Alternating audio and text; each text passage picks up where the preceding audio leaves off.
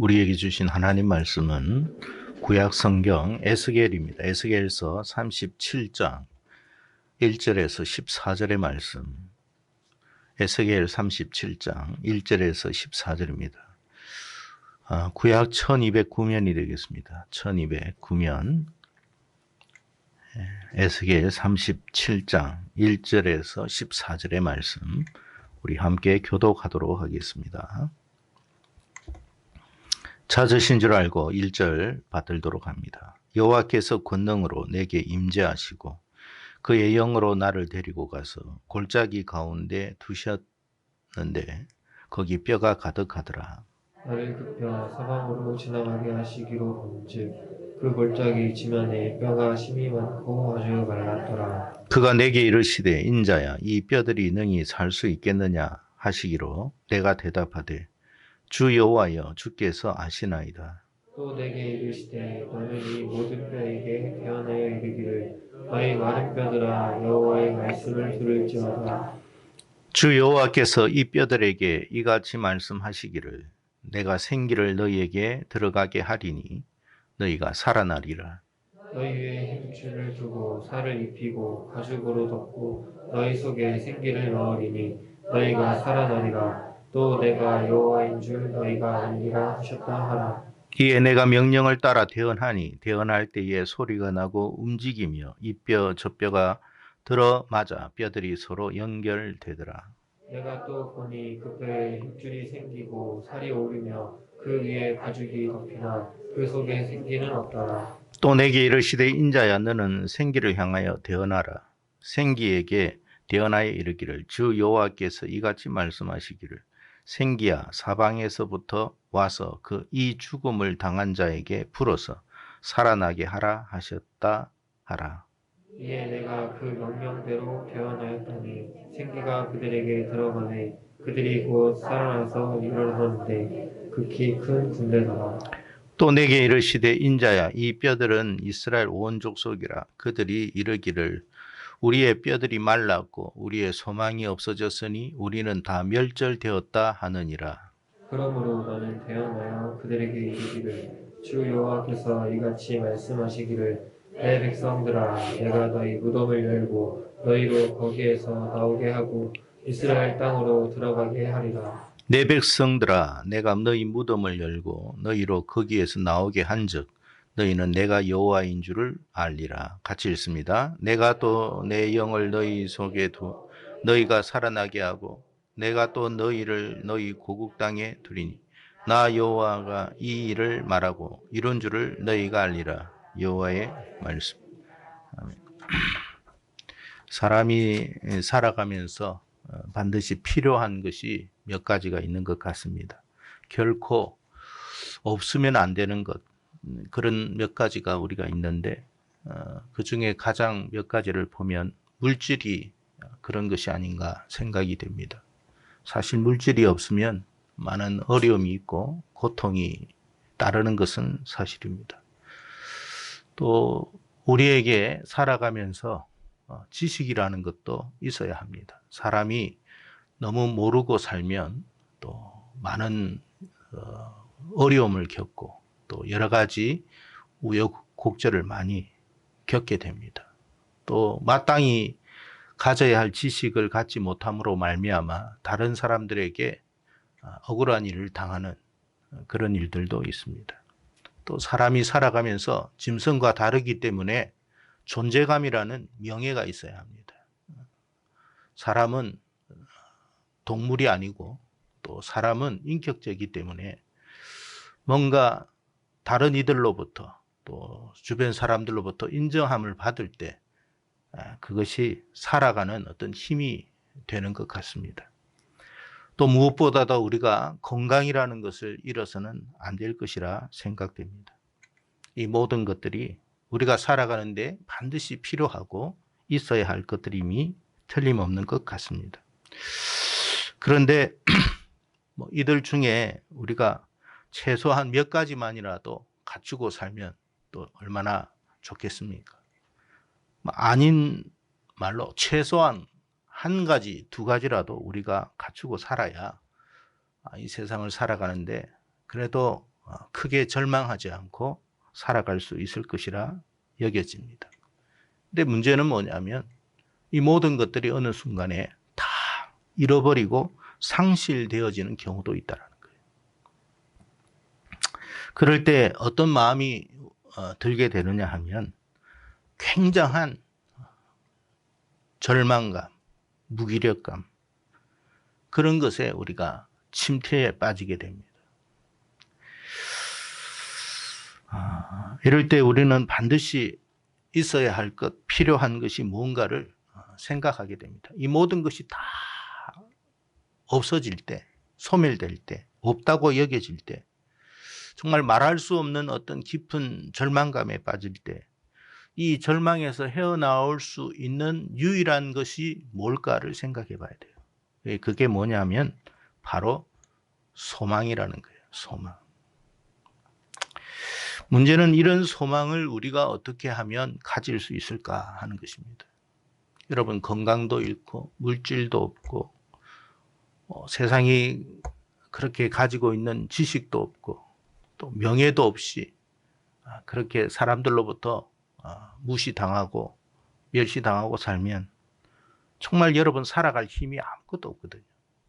여기에서 이 절망에서 벗어날 수 있는 유일한 것은 뭐냐? 소망이라는 것이 있어요. 소망. 이 소망이 있으면 비록 이것이 지금 현재는 없다 할지라도 이 절망의 자리에서 다시 일어나게 될 줄로 믿습니다. 결론적으로 누가 그러면 이 소망을 어떻게 하면 우리가 이 소망을 가질 수가 있겠느냐는 거예요. 여러분, 하나님이 우리에게 소망을 주시는 분이심을 명심하고 있지 않기를 바랍니다. 우리가 하나님을 믿고 하나님을 의지해야 하는 이유가 바로 이 때문에 그런 것입니다.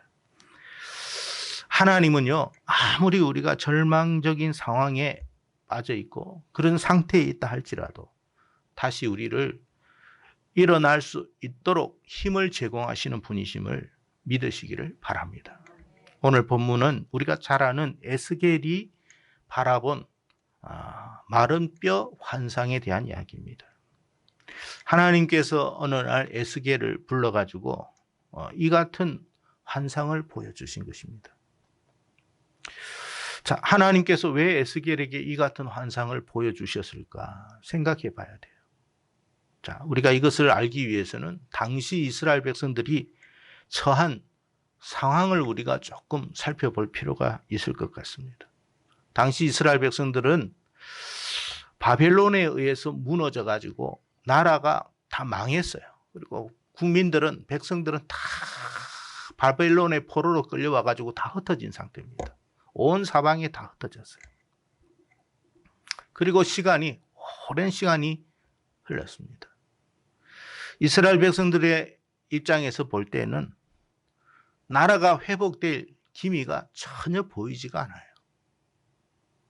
그래, 암울한 상태에 처해 있었습니다. 그들이 볼 때는 희망이라는 게 보이지 않았어요. 여러분, 우리가 지금 이 나라에 살고 있으니까 그래도 여러분, 우리가 큰 소리도 치고 먼 소리도 하고 정부에 대해서 욕도 하고 그러지만 여러분, 나라가 없이 집시처럼 떠돌아다니고 온 세상에 흩어져 있다고 생각해 보세요. 우리의 권리를 이야기할 수 있을 것 같아요? 못합니다, 여러분. 미국이나 중국이나 러시아에 흩어져 살면서 우리의 인권을 이야기하고 권리를 이야기해 보십시오. 맞아 죽을 일입니다. 나라가 있고 그래도 여러분 살만하니까 우리가 그런 이야기를 하는 거예요. 근데 이스라엘 백성들은 여러분 지금 상황에 나라 다 빼앗기고 국민들은 온 세상 바벨론에 다 흩어져 있습니다. 하나 될 수도 없어요, 여러분. 나라의 회복이라는 것이 어느 누구 한 사람만의 힘으로 되는 게 아니에요. 뭔가 회복을 줄 수 있는 기운이 있어야 돼요. 우리가 여러분 일제 강점기에서 해방이 됐는데 그게 우리 힘만으로 된 것이라 착각하면 안 돼요. 우리가 독립운동을 해서 나라를 되찾았다고요? 천만의 만만의 말씀이에요. 나라의 독립을 위해서 여러분 희생하고 헌신하는 모든 나라들은 다 있었습니다만 카이로에서 여러분 나라의 독립을 이야기해 줬던 그 회담이 대한민국과 이스라엘밖에 없었어요. 우리가 독립을 외쳤기 때문에 그런 줄 아세요? 아니에요, 여러분. 역사를 정확하게 이해하십시오. 뭔가 독립을 줄 수밖에 없는 상황에 있었던 거예요. 그게 사람의 힘으로 되는 게 아니에요. 그러니까 여러분 이스라엘 백성들은 지금 절망감에 빠져 있는 거예요. 어떤 노력을 해도 안 되는 거예요. 그것이 마치 뭐와 같으냐면 지금 에스겔이 여러분 이 골짜기에서 흩어져 지금 말라 비틀어져 있는 뼈다귀와 같은 그 상태에 있었다 그 말이에요. 그게 지금의 이스라엘 백성들의 어떤 영적이고 심리적인 상태였어요. 그래서 하나님은 에스겔에게 이 뼈들을 향하여 뭐라고 이야기했냐면 야, 이 뼈들이 다시 살아날 수 있겠느냐라고 물었던 거예요. 여러분 현실적으로 보면 살아날 수 있어요, 없어요? 없어요. 뼈들이 다 말라가지고 다 흩어져 가지고 여러분 어느 뼈가 어느 뼈인지를 어떻게 알아요? 현실적으로 보면 전혀 불가능한 상태요. 회복될 수 없는 상태예요. 회복될 수 없는데도 에스겔에게 이 같은 질문을 하신 거예요. 왜 이 같은 질문을 하셨겠습니까, 여러분? 오늘 본문 11절에 보니 또 내게 이르시되 인자야 이 뼈들은 이스라엘의 온 족속이라고 그랬습니다. 지금의 이 뼈들이 이스라엘의 족속이라고 그랬어요. 그들이 이르기를 우리의 뼈들이 말랐고 우리의 소망이 없어졌으니 우리는 다 멸절되었다. 그러니까 지금의 상태가 이스라엘 상태가 마치 그렇다 이 말이에요. 그 어떤 희망도 소망도 찾아볼 수 없는 아주 처참한 상태에 빠져 있습니다. 사람은요, 환경의 지배를 받아요. 북한 사람이 저 환경 속에서 70년을 살다 보니까 노예가 돼요. 우리도 그렇게 살면 노예됩니다. 거기 가가지고 여러분 한번 데모 한번 해보세요. 어떻게 되는지. 사람의 힘, 자기의 힘과 능력으로 감당할 수 없는 상태는 결국 깊은 절망감에 빠지게 됩니다. 어쩌면요, 오늘 이 말씀을 바라보면 저와 여러분이 지금의 우리의 모습 속에 이 같은 영적 침체는 없는지를 한번 생각해 볼 필요가 있어요. 지금 우리가 이 같은 영적 침체에 빠져가지고 오도 가도 못하고 어찌할 바를 모르는 상태가 아닌지를 한번 생각해 보세요. 이럴 때 누가 우리에게 소망을 주고 도움을 주고 힘을 줄 수 있겠느냐 말이에요. 우리의 이 영적 침체와 절망감에서 헤어나올 수 있는 길은 무엇일까요? 바로 이럴 때일수록 우리는 하나님을 바라봐야 되고 하나님의 소망의 음성을 들어야 할 줄로 믿습니다. 왜냐하면 그 하나님이 우리에게 소망을 주고 그 하나님이 우리를 살리시기 때문에 하나님이 부어주시는 생기는 바로 우리에게 소망과 같습니다. 하나님이 생기를 부어주는 거예요. 아담이 여러분 흙덩이에 의해서 만들어졌지만 여러분 그렇다고 살아있는 게 아니에요. 그 코에 생기를 불어주었기 때문에 살아난 거예요. 하나님의 생기가 우리 속에 들어와야 돼요. 하나님의 살아있는 기운이 우리에게 들어와야 우리가 사는 거예요. 그러니까 우리가 살아갈 수 있는 힘은 하나님으로부터 오는 생기예요, 생기. 그건 세상이 주는 게 아니에요. 하나님만이 공급하는 거예요. 하나님이 생기를 공급할 때 우리가 살아나게 되는 거예요. 살아날 수 있는 힘이 생기는 거예요. 소망을 갖게 되는 거예요. 일어설 수 있는 거예요. 회복이 가능한 거예요. 성도 여러분, 하나님은 우리의 소망이십니다. 그리고 소망은 하나님께 있습니다. 하나님께서 성도들에게 깊은 절망감에 이르도록 이렇게 허용하시는 이유가 뭐라고 생각하십니까? 왜 하나님께서 이 상황까지 가만히 내버려 두셨을까? 우리가 하나님께 질문할 수도 있잖아요. 하나님, 뼈가 되기 전에 회복시켜 주셔야죠. 어떻게 이렇게 심각한 상태에 하나님 내버려 두십니까? 왜 저를 이렇게 깊은 절망감에 빠지도록 왜 방치하십니까? 하나님께서 나를 잊으신 것은 아닙니까? 하나님이 나를 버리신 것은 아닙니까? 하나님께서 나를 싫어하십니까? 왜 나를 이 지경까지 나를 몰아가십니까? 그 이유가 뭐라고 생각하십니까? 우리가 미워서요? 우리를 잊어서 그랬을까요? 아니에요. 결국에는 우리가 정말로 소망은 어디에 있는가를 깨닫게 하기 위해서 그런 거예요. 진짜 소망은 하나님께만 있구나라는 것을 알게 하기 위해서 그런 거예요.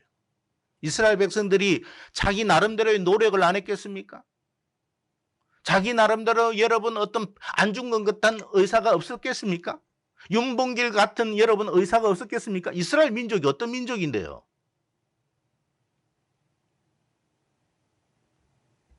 그때는 안중근, 윤봉길 같은 사람이 없었겠습니까? 유관순 같은 사람이 없었겠습니까?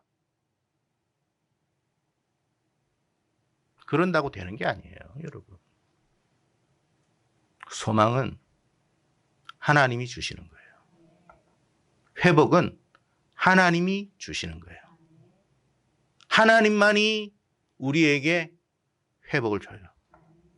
그거를 알게끔 만들어버린 거예요. 여러분이 사람들 찾아다니면서 별의별 방법 다 동원해 보십시오. 안 돼요, 여러분. 왜 그렇게 허용하시는 줄 아세요? 이 수단과 방법 다 동원해봐. 내가 기다려줄게. 결국 깨달아요.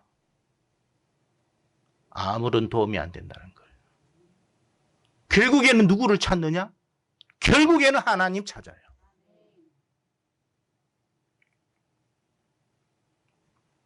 최악의 순간에 하나님을 찾는다는 것은 뭐냐, 여러분?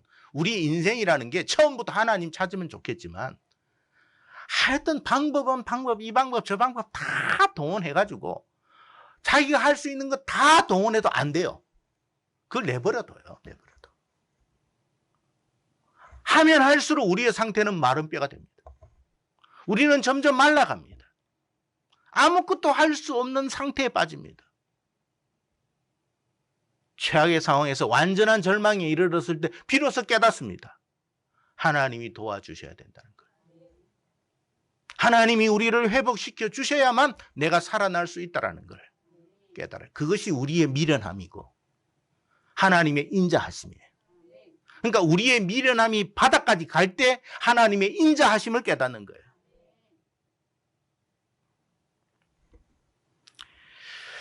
여러분, 소망은 우리가 하나님께 있음을 깨닫기를 바랍니다. 그래서 믿음과 소망과 사랑은요, 항상 함께 있어요.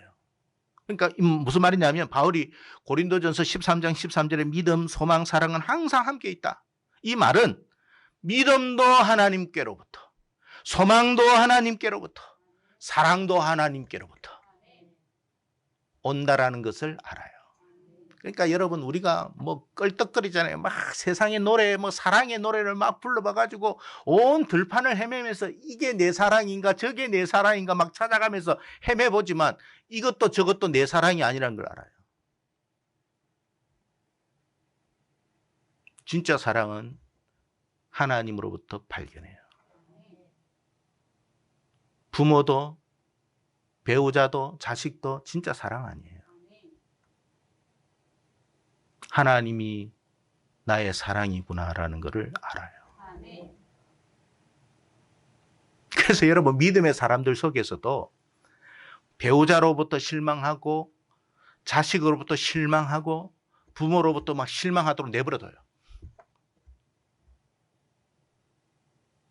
어디에서 사랑을 찾아요? 하나님에게서 사랑을 찾아요.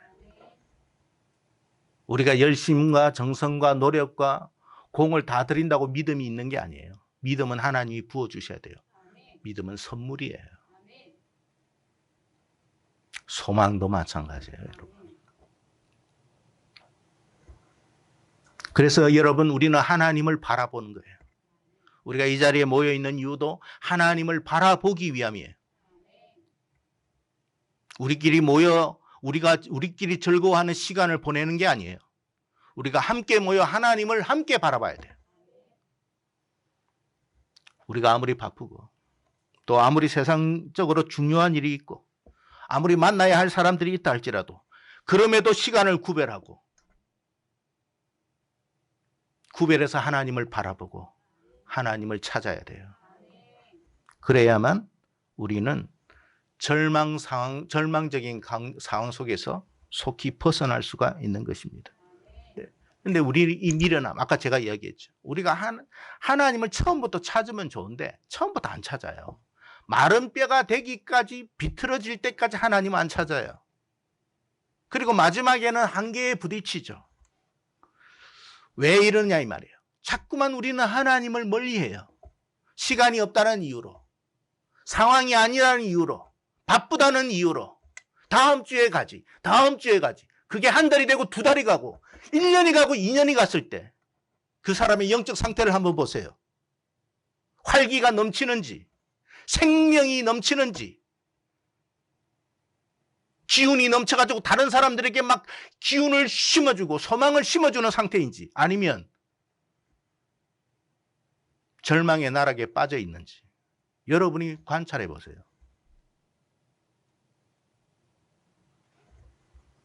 우리가 하나님을 멀리하고 등한히하고 기피하면 할수록 우리는 더욱더 영적 절망감에 빠지게 되고 영적 침체에 빠지게 된다는 사실을 깨닫기를 바랍니다. 성경에 여러분 많은 믿음의 사람들이 그 어려운 절망적 상황 속에서도 어떤 모습을 취하고 있느냐 하면 그 최악의 상황 속에서도 하나님을 찾는 모습을 우리가 보게 됩니다. 하나님께 나아가서 하나님을 향하여 부르짖습니다. 왜 그래야 할까요? 왜 그랬을까요? 결국 소망은 하나님께 있음을 알았기 때문에 그런 거예요. 우리의 상황, 우리의 형편, 우리의 처지를 온전히 변화시키고 회복시킬 수 있는 분은 오직 하나님 한 분뿐이십니다. 그래서 오늘 보면 12절에 이렇게 말해요. 그러므로 너희는 대언하여 그들에게 이르기를 주 여호와께서 이같이 말씀하시기를 내 백성들아 내가 너희 무덤을 열고 너희로 거기에서 나오게 하고 이스라엘 땅으로 돌아가게 하리라. 누가요? 내가가 누굽니까? 하나님이. 내가 너희의 무덤을 열 것이다. 내가 너희로 거기에서 나오게 할 것이다. 내가 이스라엘 땅으로 돌아가게 할 것이다. 내가 할 것이다. 하나님이 하시는 거예요. 여러분, 하나님 없이는 회복이 불가능해요. 우리의 상황을 반전시킬 수 있는 분은 오직 하나님이십니다.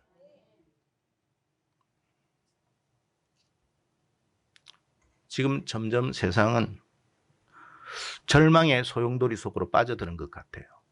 여러분, 지금 여러분이 뭐 뉴스를 보면 아시겠지만 전부 다 세상은 자국 이익으로 다 흘러갑니다. 그렇게 세계화를 외쳤는데 여러분, 그거 안 돼요, 여러분. 결국 어려우니까 자기 위주로 가잖아요. 그렇게 잘 살던 미국도 힘드니까 자국 이익으로 빠져들어갑니다. 어쩔 수 없어요. 지금 세상은 큰 태풍이 몰아치고 있는 것 같아요. 여러분, 자연계에만 강력한 태풍이 오는 게 아니에요. 지금 뭐 태풍 또 온다고 그러죠. 근데 갑자기 요즘 최근 들어가지고 그 태풍이 왜 이렇게 강력해졌는지 모르겠어요. 자연계만 강력하다고 여러분 보면 안 돼요. 자연계를 통해서 영적인 세계를 보세요. 그것은 결코 무관한 게 아니에요. 우리의 영적인 상황이 지금 이와 같구나. 이 휘몰아치는 거, 여러분 지금 우리 쪽으로 오느냐 다른 쪽으로 가느냐, 제발 우리는 기도하죠. 주여 다른 쪽으로 가게 해 주십시오. 그건 하나님만이 하는 거예요.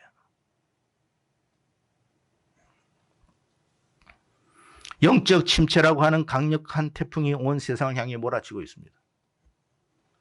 이 태풍에서 피할 길은 뭐냐? 우리가 하나님께 피할 방법이 없구나라는 걸 알아야 돼요. 사실 이스라엘 백성들이 이 같은 상황에 직면하게 된 근본적인 이유가 뭐냐면 소망의 하나님을 너무나도 안 바라봤기 때문에 그런 거예요. 소망의 말씀을 듣지 않는 데서부터 이렇게 시작된 거예요. 우리가 귀를 닫았거든요. 여러분 이 자리에 앉아있다고 다 듣는다고 생각하시면 착각입니다. 여러분이 여러분을 알잖아요. 걸러서 듣고 때로는 안 듣고, 듣는 것 같지만 듣는 것이 아닌, 하나님은 알고 계시죠. 오늘 본문 4절과 5절의 말씀을 보십시오. 또 내게 이르시되 너는 이 모든 뼈들에게 대언하여 이르기를 너희 마른 뼈들아 여호와의 말씀을 들을지어다. 너희 마른 뼈들아 여호와의 말씀을 들을지어다. 주 여호와께서 이 뼈들에게 이같이 말씀하시기를 내가 생기를 너희에게 들어가게 하리니 너희가 살아나리라. 말씀을 들을 때 생기가 오는 거예요. 말씀을 들을 때 생기가 오고 말씀을 들을 때 생기로 말미암아 우리가 살아나는 거예요. 왜 우리가 영적 침체에 빠지는 줄 아세요? 왜 무기력한 줄 아세요? 말씀을 안 듣는다는 거예요. 듣는 것 같지만 듣는 게 아니에요.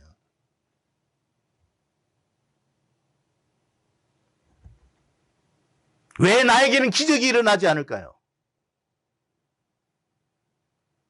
왜 소경이 눈을 뜨고 안전뱅이가 일어나는데 왜 나에게는 그 기적이 일어나지 않을까요? 내가 말씀을 안 듣거든요.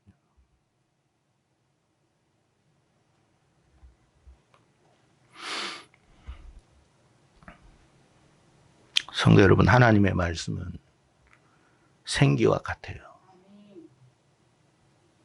하나님의 말씀은 우리의 영혼을 살리는 힘이십니다.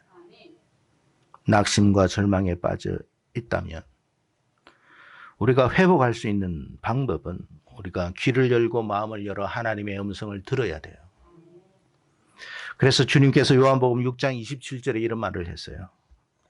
6장 내용은 무슨 말이냐면 오병이의 기적이 일어나고 그때 사람들이 그 떡과 그 여러분 생선을 먹고 나서 그 다음날 또 주님을 찾습니다. 주님께서 주님을 찾는 그들을 향해 이런 말을 했어요. 썩을 양식을 위하여 일하지 말고 영생하도록 있는 양식을 위하여 하라. 이 양식은 인자가 너희에게 주리니 인자는 아버지 하나님께서 인치신 자니라. 내가 생명의 떡이다 그랬어요. 사람들은 예수님을 먹기보다는 그냥 예수님에게서 흘러떨어지는 콩고물만 받아 먹으려고 해요.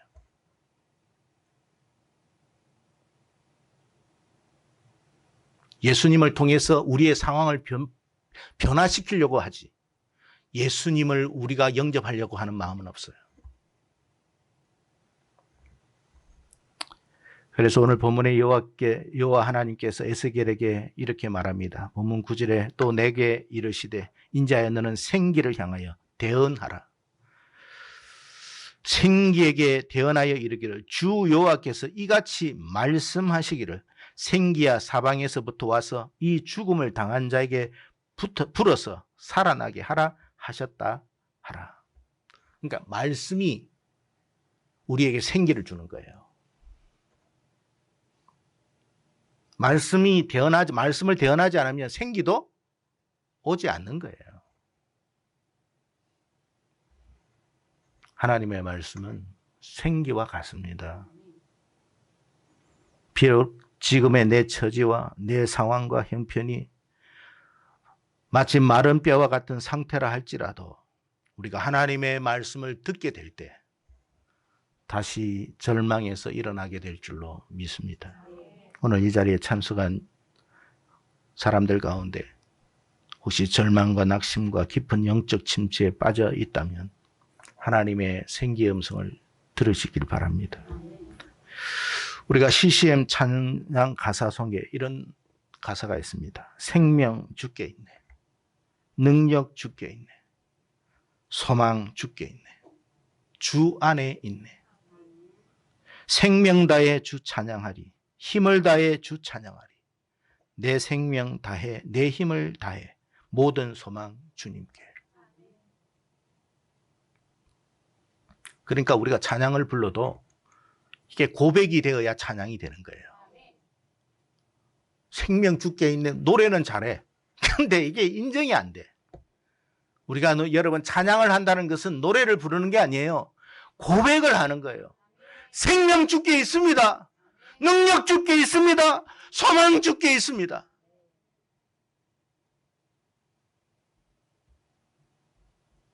그럴 때 그 믿음이 그대로 역사가 되는 거예요. 성도 여러분, 성도라고 어찌 절망에 빠지지 않을 수 있겠습니까? 성도도 절망할 수 있습니다.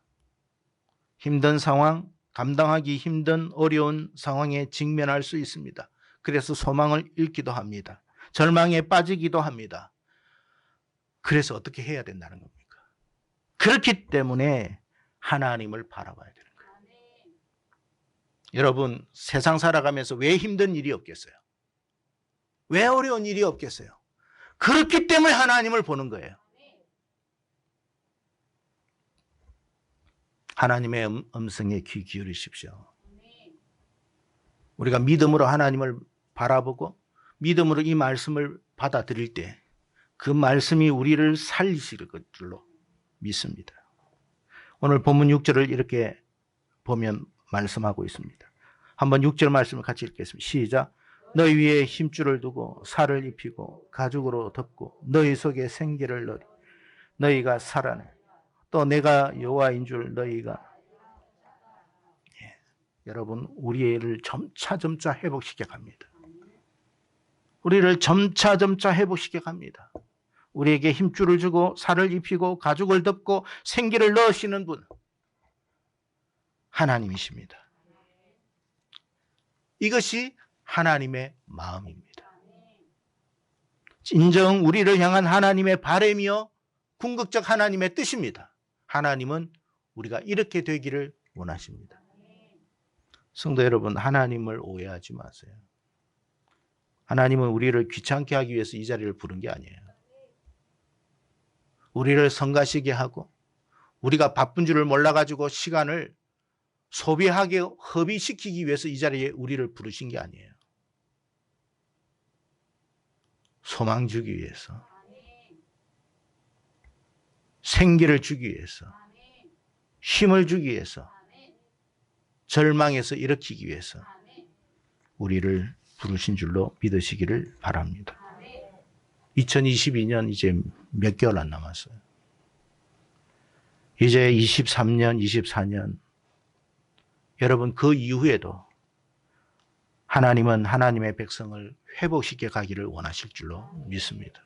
그래서 여러분 몇 개월 안 남았는데 이 몇 개월 안 남은 거 그냥 보내지 말고 하나님으로 말미암아 회복되는 마지막 이 2022년 되기를 축복합니다.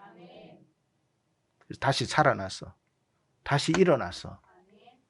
세상은 주저앉을지 몰라도 우리는 일어나야 해요. 왜요? 그래야 여호와가 여호와인 줄 아니까. 그래야 하나님이 하나님인 줄 아니까. 부처가 하나님도 아니고 성모 마리아도 하나님이 아니라 마음의 뜻도 하나님이 아니라 여호와만이 하나님이시구나. 우리를 통해서 그걸 보여줘야 돼요. 그런 저와 여러분 되기를 주의 이름으로 축복합니다.